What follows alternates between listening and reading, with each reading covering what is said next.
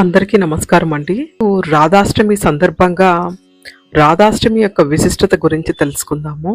ప్రతి సంవత్సరం భాద్రపద మాసంలోని శుక్లపక్ష అష్టమి తిథి నాడు రాధా అష్టమి వ్రతాన్ని జరుపుకుంటారు.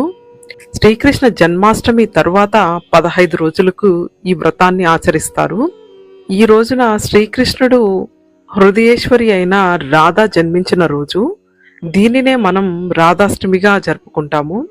ముఖ్యంగా ఇది మధుర, బృందావనం మరియు బర్సానాలోని చాలా వైభవంగా విశిష్టంగా జరుపుకుంటారు.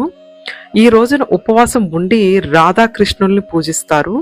ముఖ్యంగా శ్రీ రాధాదేవిని ప్రసన్నం చేసుకోవడానికి రాధా చాలీసా పారాయణం పఠిస్తారు.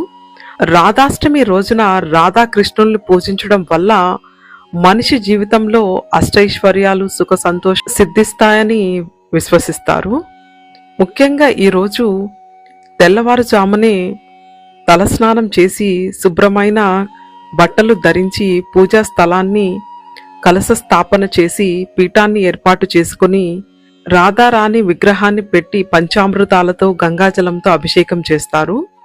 రకరకాల పూలతో హారాలతో అలంకరించి రాధాకృష్ణుల మంత్రాన్ని జపించి రాధాకృష్ణుల కథ లేదా మధురమైన కథని వినడం లేదా చదవడం ద్వారా చివరగా హారతినిచ్చి రాధాకృష్ణుల యొక్క అష్టోత్తర శతనామావళిని చదువుకుంటారు.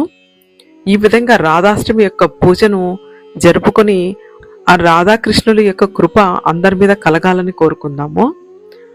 జై శ్రీకృష్ణ. జై శ్రీ రాధా శ్రీకృష్ణ.